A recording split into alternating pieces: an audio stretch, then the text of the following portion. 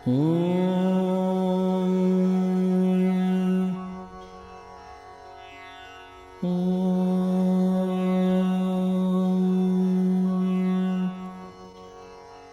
लिंग पुराण। सूत जी तथा नैमिष्य ऋषियों का संवाद। सृष्टि के सृजन, पालन और संहार करने वाले प्रधान पुरुषेश्वर ब्रह्मा, विष्णु तथा रुद्र रूप परमात्मा के लिए नमस्कार है। एक समय नारद जी भगवान शंकर का पूजन कर शैलेश, संगमेश्वर, हिरण्यगर्भ, स्वरलीन, अविमुक्त महालय, रौद्र, गौ प्रेक्षक पाशुपत, विघ्नेश्वर, केदारेश्वर, गोमायुकेश्वर, चंद्रेश, ईशन, त्रिविष्टप और शुक्रेश्वर आदि स्थानों में यथा योग्य शिव जी की पूजा करते हुए नैमिषारण्य में पहुँचे। उन्हें देखकर नैमिषारण्यवासी सभी ऋषियों ने प्रसन्नचित होकर उनकी पूजा की तथा उच्च आसन दिया। आसन पर बैठकर नारद जी ने लिंग पुराण के महात्म्य को बताने वाली विचित्र कथाएं सुनाई। उसी समय समस्त पुराणों के ज्ञाता सूत जी ने सभी तपस्वियों को आकर प्रणाम किया। नैमिषारण्यवासी मुनियों ने उन्हें श्री कृष्ण द्वैपायन व्यास के शिष्य जानकर पूजा और वंदना की। तब उन अत्यंत विद्वान और विश्वास योग्य लोमहर्षण को देखकर सभी मुनियों को पुराण सुनने की इच्छा हुई और उनसे लिंग महापुराण के महात्म्य के विषय में पूछा। ऋषि बोले, हे सूत जी, आपने श्री कृष्ण द्वैपायन मुनि की उपासना करके उनसे पुराण संहिता प्राप्त की है। इसलिए हे सभी पुराणों के ज्ञाता सूत जी, हम सभी आपसे दिव्य लिंग संहिता को पूछते हैं। इस समय मुनियों में श्रेष्ठ नारद जी भी रुद्र भगवान के अनेक क्षेत्रों में भगवान की पूजा करते हुए यहाँ पधारे हैं। आप भी शिव के भक्त हैं तथा नारद भी, और हम सब भी शिव जी के भक्त हैं। इस प्रकार नैमिषारण्य के ऋषियों द्वारा पूछे जाने पर सूत जी उन नैमिषारण्यवासी मुनियों को तथा ब्रह्मापुत्र नारद जी को प्रणाम करके कहने लगे। सूत जी बोले, मैं लिंग पुराण का वर्णन करने के लिए भगवान शंकर, ब्रह्मा और विष्णु को नमस्कार करके मुनीश्वर व्यास जी का स्मरण करता हूँ। शब्द ब्रह्मा का शरीर है और साक्षात शब्द ही ब्रह्म का प्रकाशक है।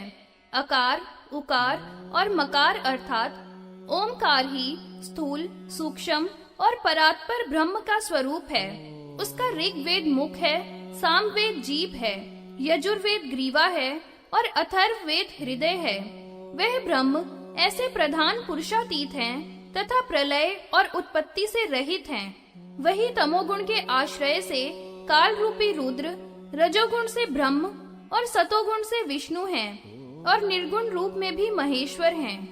जीव और अव्यक्त रूपी प्रधान अवयवों में व्याप्त होकर 7 रूपों से 16 प्रकारों से अव्यक्त, ध्याता और ध्येय, इन 26 भेदों में युक्त ब्रह्म से उत्पन्न सर्ग, प्रतिष्ठा और संहार लीला के लिए लिंग रूपी भगवान शिव को प्रणाम करके लिंग पुराण की पावन कथा को कहता हूँ।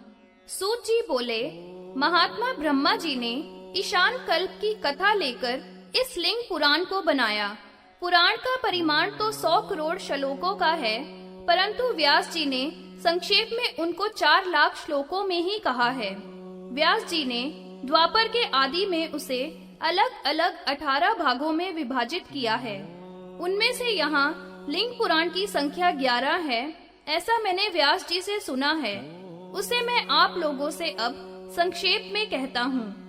इस महापुराण में पहले सृष्टि की रचना प्रधानिक रूप से तथा वैकृतिक रूप से वर्णन की गई है तथा ब्रह्मांड की उत्पत्ति और ब्रह्मांड के 8 आवरण कहे गए हैं। रजोगुण का आश्रय लेकर शर्व की उत्पत्ति भी इसी ब्रह्मांड से ही हुई है। विष्णु कहो या काल रुद्र कहो, वे उस ब्रह्मांड में ही शयन करते हैं। इसके बाद प्रजापतियों का वर्णन, वाराह भगवान द्वारा पृथ्वी का उद्धार, ब्रह्मा के दिन रात का परिमाण तथा आयु की गणना बताई है। ब्रह्मा के वर्ष कल्प और युग देवताओं के, मनुष्यों के तथा ध्रुव आदि वर्षों की गणना है। पितरीश्वरों के वर्षों का वर्णन, चारों आश्रमों के धर्म संसार की अभिवृद्धि, देवी का आविर्भाव कहा गया है।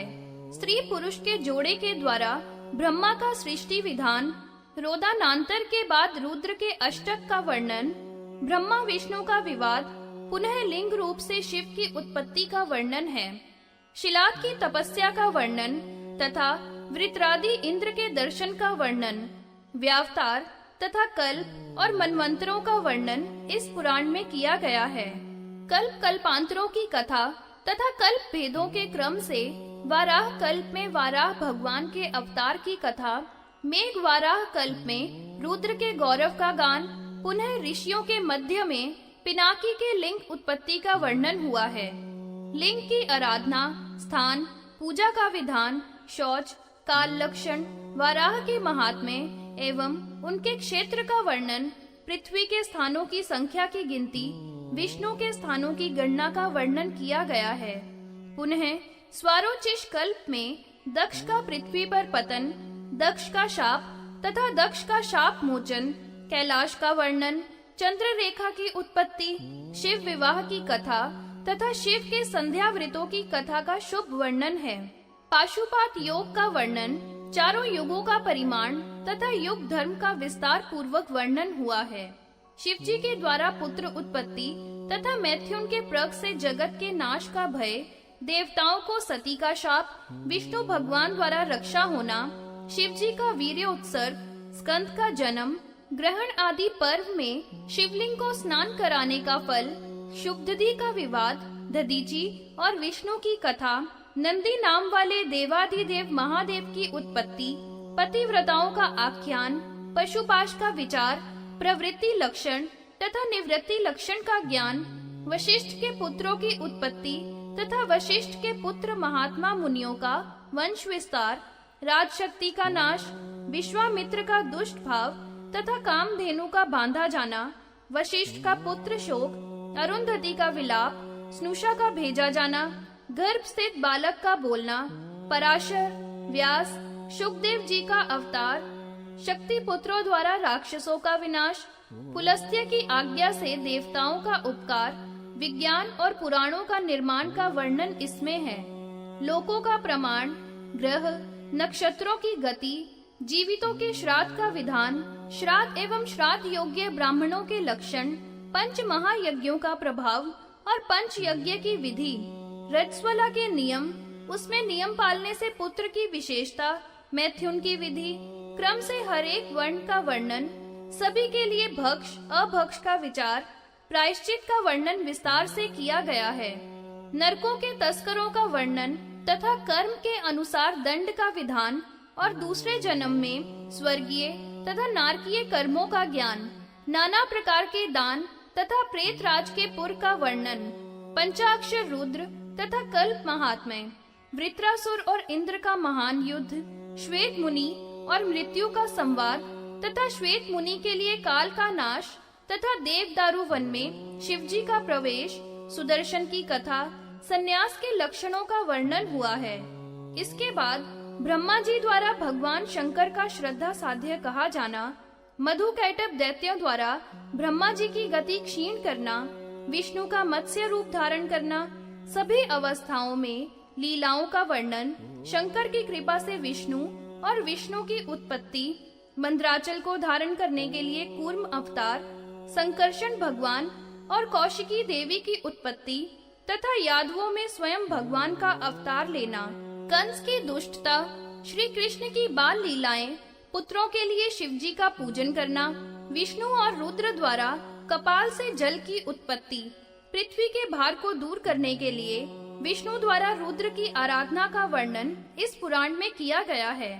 पूर्व काल में वेनु राजा के पुत्र पृथु द्वारा पृथ्वी का दुहा जाना, भगवान द्वारा भृगु मुनि का शाप धारण करना, देव तथा दानवों को भृगु का शाप, श्री कृष्ण का द्वारका में निवास, लोक कल्याण के लिए दुर्वासा के मुख से शाप ग्रहण करना, वृष्णि अंधकों के नाश के लिए ऋषियों का शाप, ऐरक तथा तोमर की उत्पत्ति, ऐरक की प्राप्ति पर यादवों में विवाद, युद्ध और उनका नाश, श्री कृष्ण का जाना, मोक्ष धर्म वर्णन, इंद्र, हाथी, मृग रूपधारी अंधक, अग्नि और दक्ष का वर्णन, आदि देव ब्रह्मा जी, कामदेव तथा दैत्यों का वर्णन इसमें आया है। इसमें महादेव जी के द्वारा दैत्य हलाहल की आज्ञा का वर्णन, जलंधर का वध तथा सुदर्शन चक्र की उत्पत्ति, भगवान विष्णु को उत्तम शास्त्रों की प्राप्ति तथा शिव जी के और भी हजारों उत्तम चरित्रों का वर्णन है।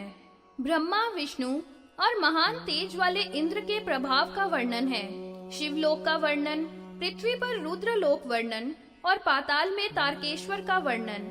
सब मूर्तियों में शिवालय की विशेषता तथा लिंग का प्रारंभ से विस्तार पूर्वक वर्णन इस महापुराण में किया गया है। इस प्रकार संक्षेप में जानकर भी जो मनुष्य इसका गुणगान करता है वह सब पापों से छूटकर ब्रह्मलोक को प्राप्त कर लेता है। सूत जी कहने लगे, अदृश्य जो शिव है वह दृश्य प्रपंच का मूल है। इससे शिव को अलिंग कहते हैं और अव्यक्त प्रकृति को लिंग कहा गया है।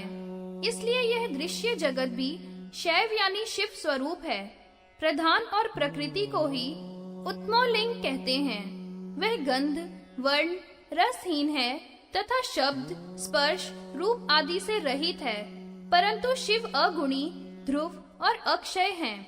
उनमें गंध, रस, वर्ण तथा शब्द, स्पर्श आदि लक्षण हैं। जगत आदि कारण, पंचभूत, स्थूल और सूक्ष्म शरीर जगत का स्वरूप सभी अलिंग शिव से ही उत्पन्न होता है। यह संसार पहले 7 प्रकार से, 8 प्रकार से और 11 प्रकार से उत्पन्न होता है। यह सभी अलिंग शिव की माया से व्याप्त हैं। सर्व प्रधान तीनों देवता शिव रूप ही हैं। उनमें वे एक स्वरूप से उत्पत्ति, दूसरे से पालन तथा तीसरे से संहार करते हैं। अतः उनको शिव का ही स्वरूप जानना चाहिए। यथार्थ में कहा जाए तो ब्रह्म रूप ही जगत है और अलिंग स्वरूप स्वयं इसके बीज बोने वाले हैं तथा वही परमेश्वर हैं। क्योंकि योनि और बीज तो निर्जीव हैं, यानी व्यर्थ हैं, किंतु शिव जी ही इसके असली बीज हैं। बीज और योनि में आत्मा रूप शिव ही हैं। स्वभाव से ही परमात्मा है। वही मुनि, वही ब्रह्मा तथा नित्य बुद्ध हैं, वही विशुद्ध हैं। पुराणों में उन्हें शिव कहा गया है। हे ब्राह्मणों, शिव के द्वारा देखी गई प्रकृति शैवी है। वह प्रकृति रचना आदि में सतोगुण आदि गुणों से युक्त होती है। वह पहले से तो अव्यक्त है। अव्यक्त से लेकर पृथ्वी तक सब उसी का स्वरूप बताया गया है। विश्व को धारण करने वाली जो यह प्रकृति है वह सब शिव की माया है। उसी माया को अजा कहते हैं। उसके लाल, सफेद तथा काले स्वरूप कर्मशः, रज, सत तथा तमोगुण की बहुत सी रचनाएं हैं। संसार को पैदा करने वाली इस माया को सेवन करते हुए मनुष्य इसमें फंस जाते हैं तथा अन्य इस मुक्त भोग माया को त्याग देते हैं। यह अजा शिव के अधीन है। सर की इच्छा से परमात्मा अव्यक्त में प्रवेश करता है। उससे महत तत्व की सृष्टि होती है। उससे त्रिगुण अहंकार, जिसमें रजोगुण की विशेषता है, उत्पन्न होता है। अहंकार से तन्मात्रा उत्पन्न हुई। इनमें सबसे पहले शब्द, शब्द से आकाश, आकाश से स्पर्श तन्मात्रा तथा स्पर्श से वायु, वायु से रूप तन्मात्रा, रूप से तेज, अग्नि से रस तन्मात्रा की उत्पत्ति, उससे जल, फिर गंध और गंध से पृथ्वी की उत्पत्ति होती है।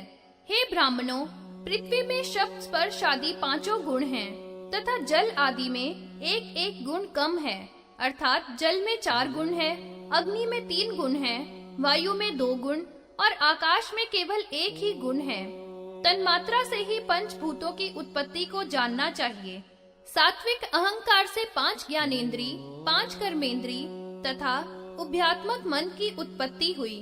महत से लेकर पृथ्वी तक सभी तत्वों का एक अंड बन गया। उसमें जल के बबूले के समान पितामह ब्रह्मा की उत्पत्ति हुई। वह भी भगवान रुद्र है तथा रुद्र ही भगवान विष्णु है। उसी अंड के भीतर ही सभी लोक और यह विश्व है। यह अंड 10 गुने जल से घिरा हुआ है, जल 10 गुने वायु से, वायु 10 गुने आकाश से घिरा हुआ है। आकाश से घिरी हुई वायु अहंकार से शब्द पैदा करती है। आकाश महत तत्व से तथा महत तत्व प्रधान से व्याप्त है। अंड के 7 आवरण बताए गए हैं। इसकी आत्मा कमलासन ब्रह्मा है। कोटि कोटि संख्या से युक्त कोटि कोटि ब्रह्मांड और उसमें चतुर्मुख ब्रह्मा, हरि, तथा रुद्र अलग अलग बताए गए हैं। प्रधान तत्व माया से रचे गए हैं। ये सभी शिव की सन्निधि में प्राप्त होते हैं, इसीलिए इन्हें आदि और अंत वाला कहा गया है। रचना, पालन और नाश के कर्ता महेश्वर शिवजी ही हैं। सृष्टि की रचना में वे रजोगुण से युक्त ब्रह्मा कहलाते हैं, पालन करने में सतोगुण से युक्त विष्णु तथा नाश करने में तमोगुण से युक्त काल रुद्र होते हैं। अतः क्रम से तीनों रूप शिव के ही हैं। वे ही प्रथम प्राणियों के कर्ता हैं, फिर पालन करने वाले भी वही हैं और पुनः संहार करते हैं। इसलिए महेश्वर देव ही ब्रह्मा के भी स्वामी हैं। हे ब्राह्मणों, वही शिव विष्णु रूप है, वही ब्रह्मा है। ब्रह्मा के बनाए इस ब्रह्मांड में जितने लोक हैं, वे सब परम पुरुष से अधिष्ठित हैं तथा ये सभी प्रकृति से रचे गए हैं। अतः यह प्रथम कही गई रचना परमात्मा शिव की अबुद्धि पूर्वक रचना शुभ है। सृष्टि का प्रारंभ। सूत जी कहते हैं, प्राथमिक रचना का जो समय है वह ब्रह्म का एक दिन है और उतनी ही रात्रि है। संक्षेप से वह प्राकृतिक पदार्थों का वर्णन है। वह प्रभु दिन में सृष्टि करता है और रात्रि में प्रलय करता है। इस उपचार से ब्रह्मा का सृष्टि करने का समय रात कहलाता है। दिन में विकार, विश्व देवा, सभी प्रजापति, सभी ऋषि स्थिर रहते हैं। रात्रि में सभी प्रलय को प्राप्त होते हैं और रात्रि के अंत में सभी फिर उत्पन्न होते हैं। ब्रह्मा का एक दिन ही कल्प है और उसी प्रकार की रात्रि है। हे ब्राह्मणों, चारों युगों के 1000 बार बीतने पर 14 मनु होते हैं। 4000 वर्ष वाला सतयुग कहा है। उतने ही सैकड़ा तक 3, 2, 1 शतक क्रम से संध्या और संध्यांश होते हैं। संध्या की संख्या 600 है, जो संध्यांश के बिना कही गई है। अब त्रेता, द्वापर आदि युगों को कहता हूँ। 15 निमेष की एक काष्ठा होती है। मनुष्यों के नेत्रों के 30 पलक मारने के समय को कला कहते हैं। हे ब्राह्मणों, 30 कला का एक मुहूर्त होता है। 15 मुहूर्त की एक रात्रि तथा उतना ही दिन होता है। फिर पितृश्वरों के रात, दिन, महीना और विभाग कहते हैं। कृष्ण पक्ष उनका दिन तथा शुक्ल पक्ष उनकी रात है। पितृश्वरों का एक दिन रात मनुष्यों के 30 महीने होते हैं। 360 महीनों का उनका एक वर्ष होता है। मनुष्यों के मान से जब 100 वर्ष होते हैं, तब पितृश्वरों के 3 वर्ष होते हैं। पुनः देवताओं के दिन रात्रि का विभाग बताते हैं। उत्तरायण सूर्य रहे तब तक दिन तथा दक्षिणायन में रात्रि होती है। यही दिन रात देवताओं के विशेष रूप से कहे हैं। 30 वर्षों का एक दिव्य वर्ष होता है। मनुष्यों के 100 महीने, देवताओं के 3 महीने होते हैं। मनुष्यों के हिसाब से 360 वर्षों का देवताओं का एक वर्ष होता है। मनुष्यों के वर्षों के अनुसार 3300 वर्षों का सप्त ऋषियों का एक वर्ष होता है। 9090 वर्षों का ध्रुव वर्ष होता है। इस प्रकार 36,000 मनुष्यों के वर्ष के अनुसार दिव्य के 100 वर्ष होते हैं। 3,60,000 मनुष्यों के वर्षों का देवताओं का 1000 वर्ष होता है।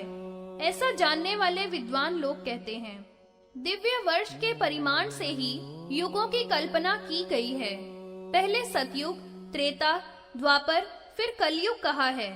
मनुष्यों के मान से तथा दिव्य वर्षों के प्रभाव से कृतयुग 100,000 वर्षों का तथा 40,000 वर्ष का है। 10,100 वर्ष पुरुषों की संख्या से तथा दिव्य वर्ष 80,000 वर्ष त्रेता के कहे हैं। मनुष्यों का 7 लाख तथा देवताओं के 20,000 वर्षों का द्वापर का काल कहा है तथा 100,000 3 वर्ष मनुष्यों के मत के अनुसार तथा दिव्य 60,000 वर्ष का कलयुग कहा है। इस प्रकार यह चतुर्युग का काल संध्या और संध्यांशों के बिना ही कहा गया है। हे ब्राह्मणों, चतुर्युग की संख्या कह दी। 1000 चतुर्युगी का एक कल्प होता है। रात्रि के अंत में ब्रह्मा सब लोकों को रचता है और रात्रि में सब लोक नष्ट हो जाते हैं। कल्प के अंत में जब प्रलय होती है तो महरलोक से जन लोक में चले जाते हैं। ब्रह्मा के 8000 वर्ष का ब्रह्म युग होता है। युग सहस्त्र दिन का होता है। उसमें सब देवों की उत्पत्ति होती है। कालात्मा ब्रह्मा के काल अनेक नाम से कहे हैं, जैसे भवोद्भव, तप, भव्य, रंभ, ऋतु, वहिन, हव्याह, सचित्र, शुक, उशिक, कशिक इत्यादि अनेक नाम हैं। इस प्रकार ब्रह्मा के कल्पों आदि की संख्या कही जो करोड़ों हैं। उनके बहुत से काल बीत गया तथा बहुत सा शेष है। कल्प के अंत में सब विकार कारण में लय हो जाते हैं। शिव की आज्ञा से सब विकारों का संहार होता है। विकारों के नाश होने पर प्रधान और पुरुष दोनों रहते हैं। गुणों की समानता में प्रलय होती है और गुणों की विषमता में सृष्टि होने लगती है। आत्मा से अधिष्ठित प्रधान से अनेक कल्प तथा अनेक ब्रह्मा उत्पन्न होते हैं और विष्णु भी असंख्यात उत्पन्न होते हैं और महेश्वर शिव तो एक ही रहता है। ब्रह्मा का द्वितीय परार्थ जब तक दिन है तब तक सृष्टि है। रात्रि होने पर सब नाश को प्राप्त होंगे। भू, भुवः, स्वः, मह ऊपर के लोक हैं। स्थावर जंगम लय होने पर ब्रह्मा जल के भीतर सोता है, तब उसको नारायण कहा जाता है। रात्रि के अंत में वह जागता है, तब सर्वत्र शून्य देखता है और तभी वह सृष्टि रचने की इच्छा करता है। जल में डूबी हुई पृथ्वी को भगवान वाराह रूप धारण करके उसका उद्धार करते हैं। नदी, नद, समुद्र आदि पूर्ववत स्थापित करते हैं। पृथ्वी को ऊंची नीची से रहित एक सी करते हैं और पृथ्वी पर जले हुए पर्वतों को पूर्ववत स्थापित करते हैं। भू आदि चारों लोकों को रचने के लिए सृष्टा पुनः अपनी मति करता है। उत्पत्ति का वर्णन। सूत जी कहते हैं, हे ब्राह्मणों, ब्रह्मा ने सर्वप्रथम जो सृष्टि को रचने की मति की वह अबुद्धि पूर्वक की, अर्थात ब्रह्मा जी ने सबसे पहले सृष्टि बिना विचारे की। उससे ब्रह्मा जी ने तम, मोह, महामोह, तामिस्त्र, अंध नाम वाली 5 प्रकार की सृष्टि रची।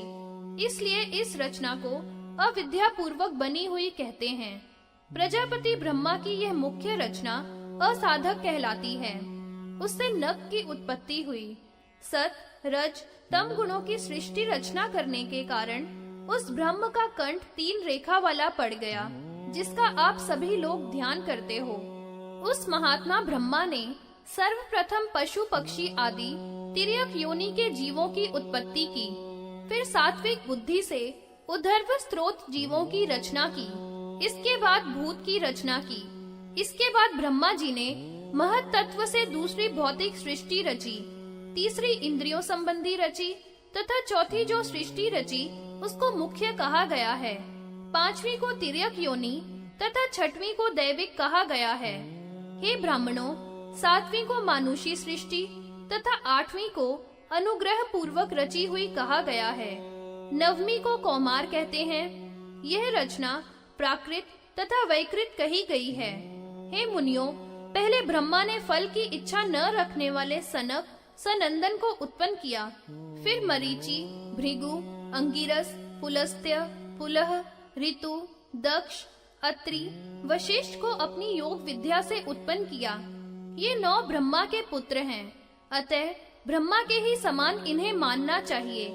ब्राह्मणों में उत्तम और ब्रह्मा को जानने वाले ब्रह्मवादी ये सभी ब्रह्मा के ही समान हैं। इसके पश्चात ब्रह्मा जी ने 12 प्रजापति पैदा किए।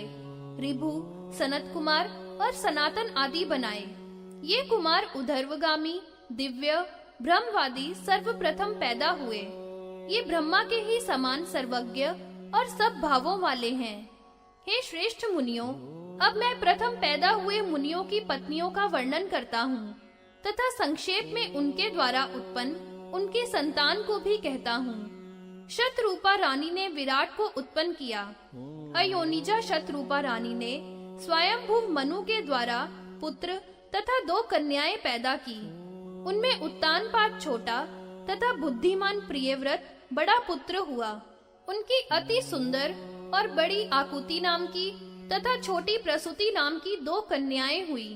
श्रीमद् भागवत में देवहूति नाम की तीसरी कन्या भी बतलाई गई है। आकुति नाम की पुत्री का रुचि नाम के प्रजापति के साथ विवाह हुआ और प्रसूति दक्ष नाम के प्रजापति की पत्नी हुई। जो संसार की माता और योगिनी कहलाई। आकुति ने दक्षिणा नाम की पुत्री और यज्ञ नाम का पुत्र पैदा किया। दक्षिणा ने सुंदर 12 पुत्रों को उत्पन्न किया। हे ब्राह्मणों, प्रसूति ने दक्ष के द्वारा 24 पुत्रियां उत्पन्न की, जिनके नाम इस प्रकार हैं: श्रद्धा, लक्ष्मी, धृति, तुष्टि, पुष्टि, मेधा, क्रिया, बुद्धि, लज्जा, वपु, सिद्धि, कीर्ति, ख्याति, संभूति, स्मृति, प्रीति, क्षमा, सन्नति, अनुसूया, ऊर्जा, स्वाहा, सुरा, अरणी, स्वधा। श्रद्धा से लेकर कीर्ति तक 13 जो कन्याएं हैं, उन्होंने धर्म नामक परम दुर्लभ प्रजापति को अपना पति बनाया और परम बुद्धिमान भृगु से ख्याति नाम की कन्या का विवाह हुआ। भार्गव को अरणी, मरीचि को संभूति, अंगीरा को स्मृति, पुलस्त्य को प्रीति, पुलह नाम के मुनि को क्षमा, ऋतु को सन्नति, बुद्धिमान अत्रि को अनुसूया और भगवान वशिष्ठ को कमल के से नेत्र वाली ऊर्जा ब्याही गई। विभा वसु को स्वाहा और पितृश्वरों को स्वधा नाम की कन्याएं ब्याही गईं। भगवान शिव के द्वारा प्रकट की हुई अपनी मानसी पुत्री सती को दक्ष प्रजापति ने संसार की दाय मानकर भगवान रुद्र को समर्पित कर दिया। उस भगवान रुद्र ने प्रारंभ में कहा कि मेरे शरीर का आधा विभाजन करो। ऐसे आदि सर्ग में ब्रह्मा के भी कर्ता अर्धनारीश्वर शिव को देखकर दक्ष ने सती जी को उन्हें सौंप दिया। तीनों लोकों की सभी स्त्रियां सती जी की वंशज हैं तथा 11 रुद्र भी उन्हीं के अंश से उत्पन्न हैं। जितनी सृष्टि है उसमें जितना स्त्रीलिंग है वह सब सती का अंश है तथा समस्त पुल्लिंग भगवान रुद्र का ही अंश है। यह देखकर ब्रह्मा जी ने दक्ष से कहा था कि यह सती संसार की जननी है, इसकी सेवा करो। यह मेरी भी तथा तुम्हारी भी माता है। पुन्नाम के नरक से रक्षा करने के कारण ही इसे पुत्री कहा गया है। ब्रह्मा जी के द्वारा इस प्रकार कहे जाने पर दक्ष प्रजापति ने उस सती नाम की पुत्री को अत्यंत आदर पूर्वक रुद्र के लिए अर्पित कर दिया। हे ब्राह्मणों, श्रद्धा से लेकर कीर्ति तक जो 13 धर्म की पत्नियां हैं, उनसे यथाक्रम उत्पन्न होने वाली संतान को कहता हूँ। उनसे काम, दर्प, नियम, संतोष, अलोप, श्रुत, दंड, समय, बोध, महाद्युति, अप्रमाद, विनय, व्यवसाय, क्षेम, सुख, यश नाम के पुत्र उत्पन्न हुए। धर्म के क्रिया नाम की भार्या से दंड और समय 2 पुत्र उत्पन्न हुए तथा बुद्धि नाम की भार्या से अप्रमाद तथा बोध नाम के 2 पुत्र हुए हैं। इस प्रकार धर्म के 15 आत्मज पुत्र हुए। भृगु की पत्नी ख्याति के गर्भ से विष्णु भगवान की प्रिया श्री उत्पन्न हुई तथा धाता और विधाता नाम के 2 पुत्र उत्पन्न हुए, जो मेरु नाम के प्रजापति जामाता हुए। मरीचि नाम के ऋषि के प्रभूति नाम की पत्नी से 2 पुत्र उत्पन्न हुए, पूर्णमा और मारीच तथा 4 कन्याएं भी हुई। सबसे बड़ी तुष्टि तथा इसके बाद दृष्टि, कृषि तथा अपची। हे मुनियों, क्षमा ने पुलह नाम के ऋषि से बहुत से पुत्र तथा पुत्री पैदा की। मुख्यतः करदम तथा सहिष्णु पुत्र तथा स्वर्ण के से रंग वाली पृथ्वी के समान क्षमाशील पीवरी नाम की कन्या हुई।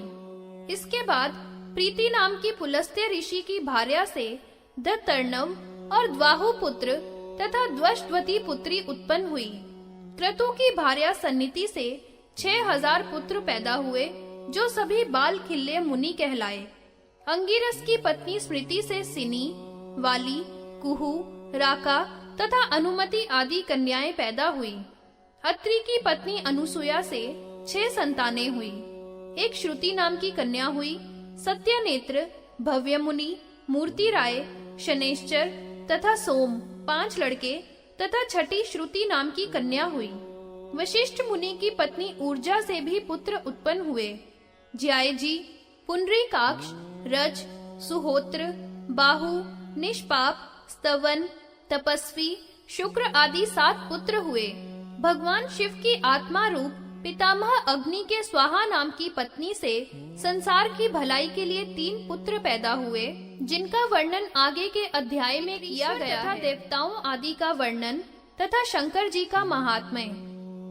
सूत जी कहने लगे, अग्नि के पवमान, पावक और शुचि नाम के 3 पुत्र हुए।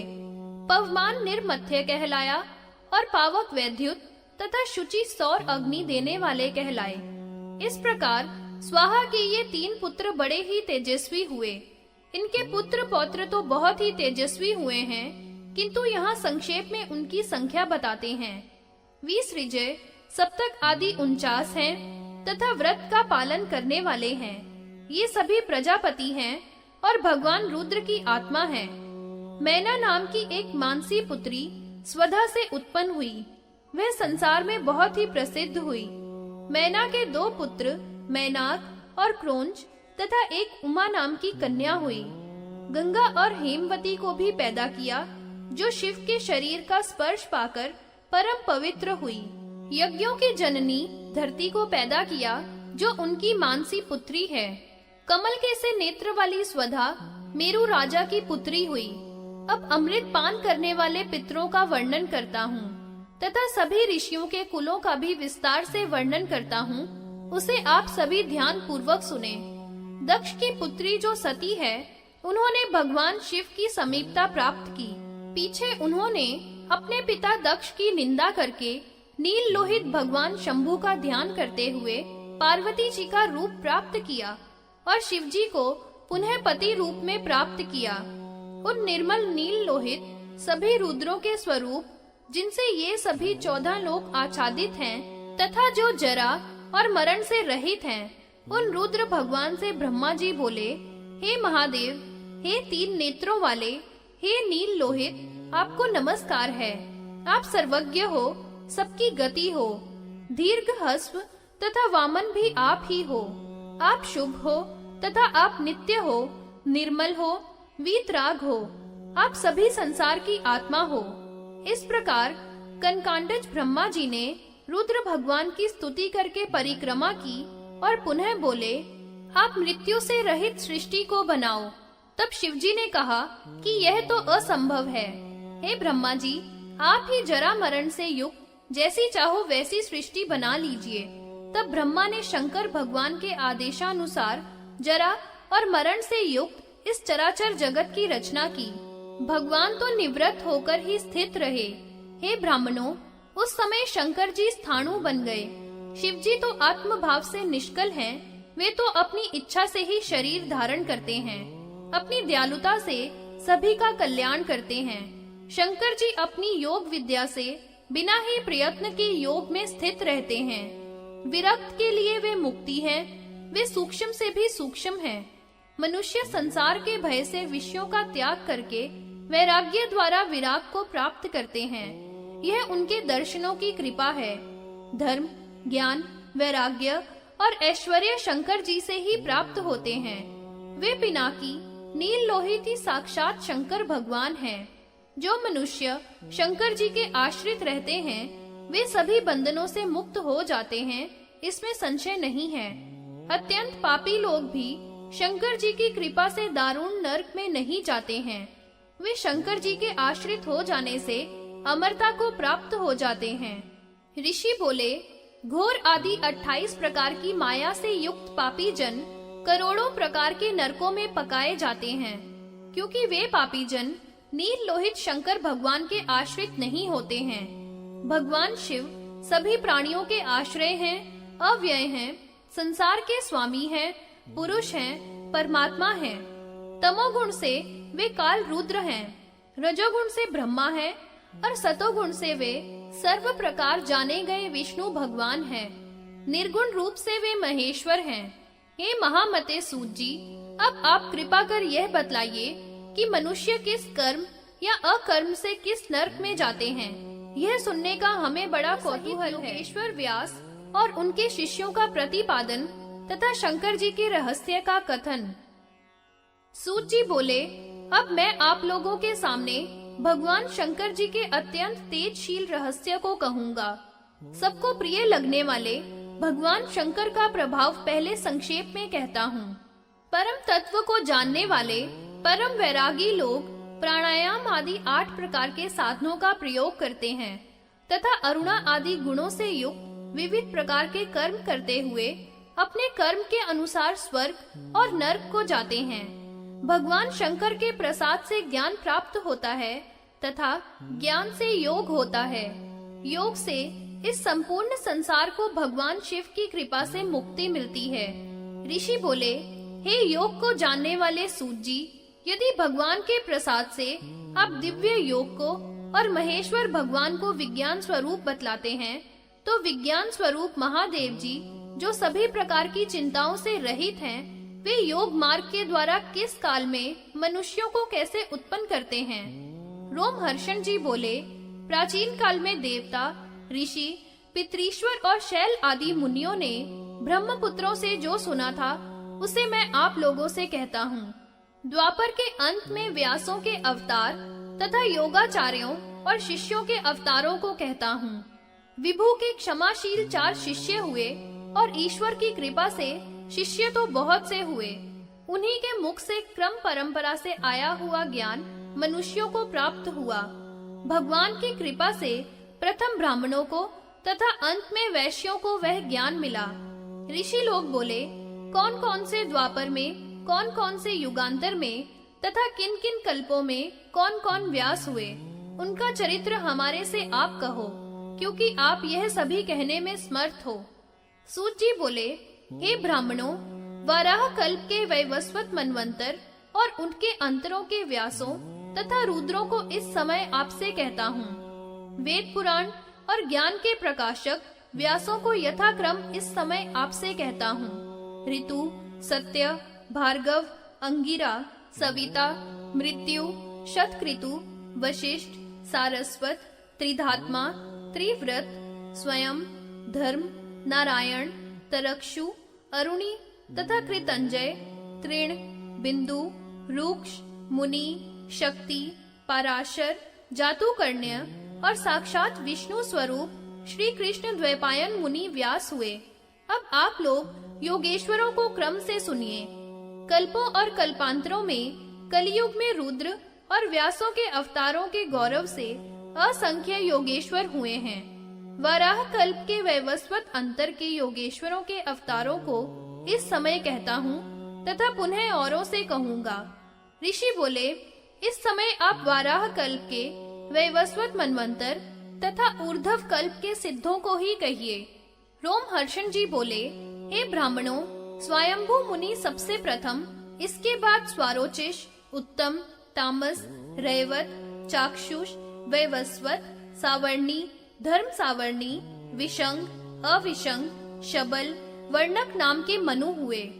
आकार से लेकर औकार तक मनु कहे गए हैं। श्वेत, पांडु, रक्त, ताम्र, पीत, कपिल, कृष्ण, श्याम तथा धूम्र, सुधूम्र, अपिशांग, पीशांग, त्रिवर्ण, शबल तथा कालंधु वर्ण के मनु हुए हैं, जो नाम और वर्ण से समान है तथा ये सभी शुभ हैं। वैवस्वत मनु ऋकार स्वरूप तथा कृष्ण वर्ण के हैं। युगों के आवर्त में होने वाले अब मैं 7वें योगियों को कहता हूँ। प्रथम वाराह कल्प के सावते अनंतर में होने वाले योगावतार, उनके शिष्य तथा संतानों को क्रमशः कहूँगा। आद्य में श्वेत, रुद्र, सुतार, मदन, सुहोत्र, कंकण तथा लौकाक्षी मुनि, जैगी शव्यु भगवान, दधिवाहन, ऋषभ, बुद्धिमान, उग्र, अत्रि, सुबलक, गौतम, वेद शीर्ष, गोकर्ण, शिखंडभूत, जटामाली, अट्ठाहस, दारूक, लाडली तथा महाकाय मुनि, शूली, दंडी, मुंडीश्वर, सहिष्णु, सोम शर्मा, चल, कुलीश नाम के संसार के गुरु ये योग में अवतार हुए। हे श्रेष्ठ व्रती ऋषियों, वैवस्वत मनवंतर में होने वाले परमात्मा के स्वरूप योगाचार्यों के अवतार आपसे कहे तथा द्वापर में होने वाले व्यासों के भी नाम कहे। अब योगाचार्यों के शिष्य प्रशिष्यों को बतलाता हूँ। योगेश्वरों के 4 शिष्य हुए, श्वेत, श्वेत शिखंडी, श्वेताशव तथा श्वेत लोहित, ये 4 शिष्य हुए। इसके बाद धुंदुबी शत्रुप, ऋचिक केतु, विशोक, विकेश, विपाश, पापनाशन, सुमुख, दुर्मुख, दुर्दम, दुरितक्रम, सनक, सनंद, सनातन, ऋभु सनत कुमार, सुधामा, विरजा, शंखपाद, वैरज, मेघ, सारस्वत सुवाहन, मेघवाह, महाद्युति, कपिल, आसुरी तथा पंचशिखा मुनि, महायोगी धर्माता बालकल, महातेजस्वी गर्ग, भृगु, अंगीरा, बलबंधु, निरामित्र, तपस्वी केतु श्रृंग, लंबोदर, लंब, लंबाक्ष, लंबकेशक, सर्वज्ञ, समबुद्धि साध्य, सर्व सुधामा, काश्यप, वशिष्ठ, विरजा, अत्रि, देवसद, श्रवण, श्रविष्टक, कुणी, कुणबाहु, कुशरीर, कुनेत्रक,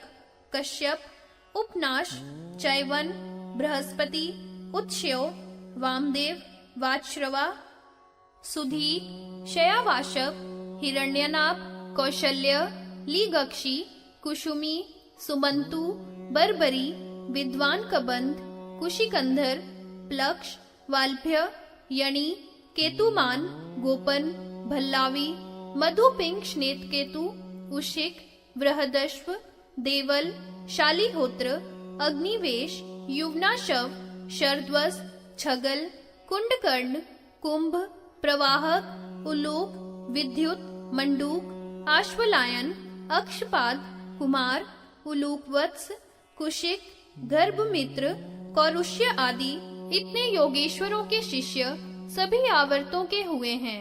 ये सभी विमल, ब्रह्म भूमिष्ठ तथा ज्ञान और योग में परायण हैं तथा सभी पाशुपत हैं, सिद्ध हैं और अपने शरीर को भस्म में लपेटे रहते हैं।